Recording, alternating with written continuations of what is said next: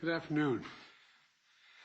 This week, millions of Americans, including some of the people in this room, are likely to be hitting the road, reuniting with their loved ones in cities and towns all across America to celebrate Thanksgiving.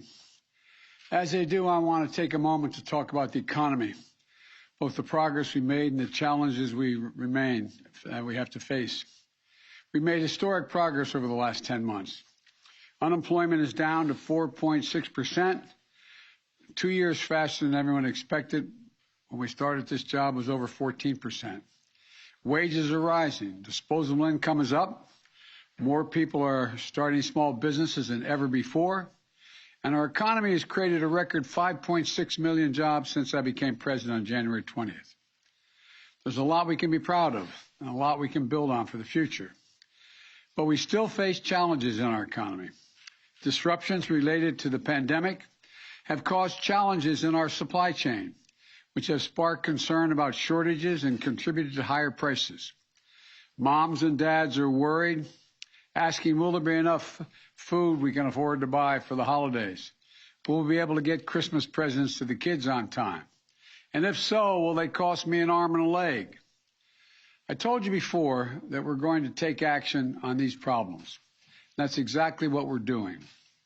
It starts with my Port Action Plan, a proactive 3-month effort to invest in our ports and relieve bottlenecks.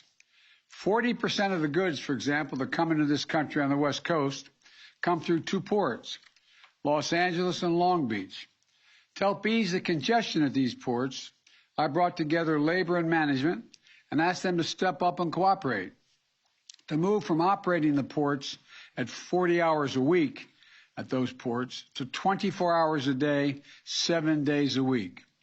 And I provided the resources to other key ports, including Savannah, Georgia, and on the East Coast, and to help reduce congestion and undo damage caused by COVID.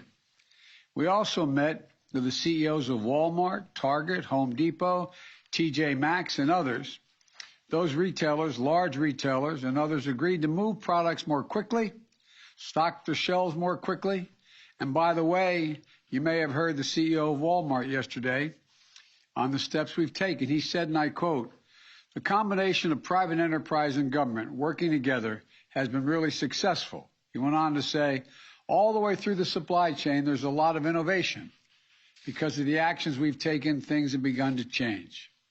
End of quote. In the past 3 weeks, the number of containers sitting on docks blocking movement are down by 33%. Shipping prices are down 25%. More goods are moving more quickly and more cheaply out of our ports, onto your doorsteps and onto store shelves. And so all these concerns a few weeks ago, there'd not be ample food available for Thanksgiving. So many people talked about that, understandably. But families can rest easy. Grocery stores are well stocked with turkey and everything else you need for Thanksgiving.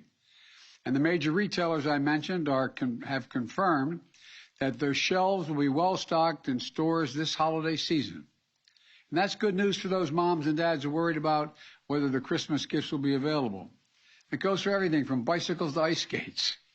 You know, today, though, I want to address another challenge that families are facing, and the one I think they're most focused on right now, high gas prices. This is a problem, not just here in the United States, but around the world. The price of gasoline has reached record levels recently in Europe and in Asia. In France, at the end of last month, it reached about $7 per gallon. In Japan, it's about $5.50 per gallon, the highest it's been in years. Of course, it's always painful when gas prices spike. Today, the price of gas in America, on average, is $3.40 a gallon. In California, it's much higher. The impact is real. But the fact is, we faced even worse spikes before. Just in the last decade, we saw it in 2012 when the price of gasoline hit $3.90. We saw it in 2014 when it hit $3.69. And as recently as 2019, we saw it surpass $3 in many places. The fact is, we always get through those spikes, but we're going to get through this one as well, and hopefully faster. But it doesn't mean we should just stand by idly and wait for prices to drop on their own. Instead, we're taking action. The big part of the reason Americans are facing high gas prices is because oil-producing countries and large companies have not ramped up the supply of oil quickly enough to meet the demand.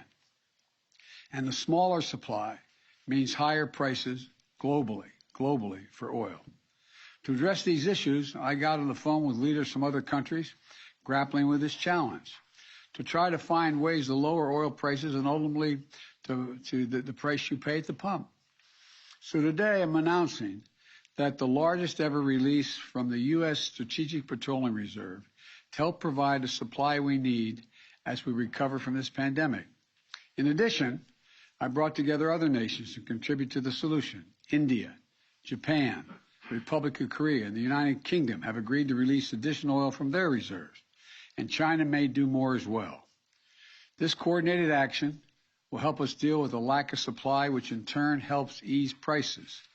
The bottom line, today we're launching a major effort to moderate the price of oil, an effort that will span the globe in its reach and ultimately reach your corner gas station, God willing.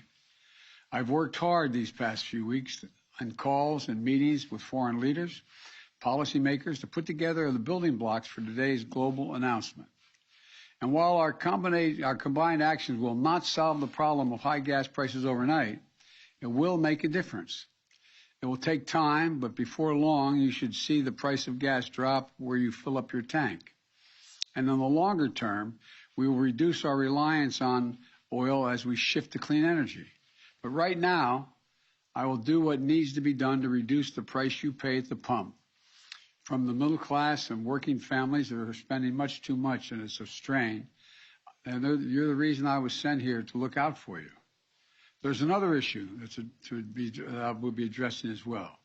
Because the fact is the price of oil was already dropping prior to this announcement, and many suggest in anticipation of the announcement. The price of gasoline in the wholesale market has fallen by about 10% over the last few weeks. But the price of the pump hasn't budged a penny.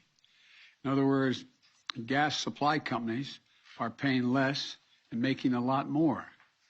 And they do not seem to be passing that on to the consumers at the pump. In fact, if the gap between wholesale and retail gas prices was in line with past averages, Americans would be paying at least 25 cents less per gallon right now, as I speak.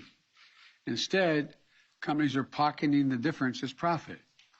That's unacceptable.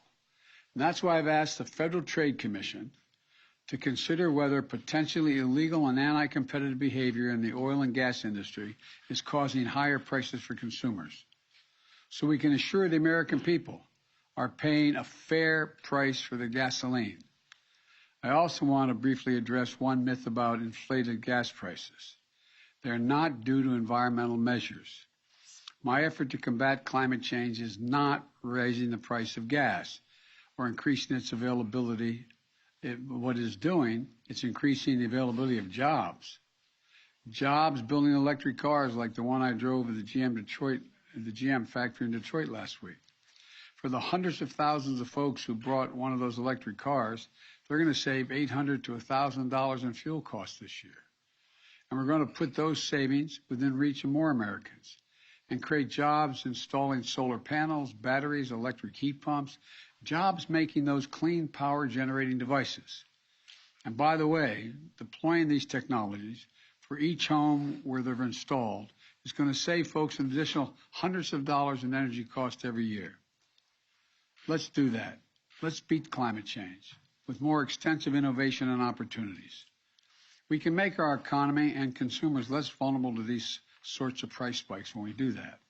And finally, even as we meet to work out this challenge, it's important to maintain perspective about where our economy stands today. The fact is, America has a lot to be proud of. We're experiencing the strongest economic recovery in the world. Even after accounting for inflation, our economy is bigger, and our families have more money in their pockets than they did before the pandemic. And America is the only major economy in the world that can say that. It's testament to the grit and determination of the American people, as well as our unique approach to this recovery and our focus on rebuilding our economy from the bottom up and the middle out. not the top down. Because of that approach, we're the only leading economy in the world where household income and the economy as a whole are stronger than they were before the pandemic hit. Let me close with this. This Thanksgiving, we have so much to be grateful for. Vaccines that are effective, safe, and free. Promising new treatments, providing for hope that we can bring an end to the worst tragedies of this crisis. Record job growth, the strongest recovery in the world, and most of all, the chance to be together again with the people we love on Thanksgiving. As you gather together with your family this Thanksgiving, I want you to know how grateful I am to serve as your president. And I promised you that I'll never stop working to address your family's needs. And together we're going to confront challenges that we face them, are going to face them honestly. And that we'll keep building this economy around hardworking folks who built this country. Happy Thanksgiving, God bless you, and may God protect our troops. And I'm heading to a food kitchen to serve meals right now. Thank you for your time and effort. I'll have plenty of time to talk to you later. Thank you. Thank you. Questions about your meeting with Xi Jinping and other leaders. When will you answer our questions, sir?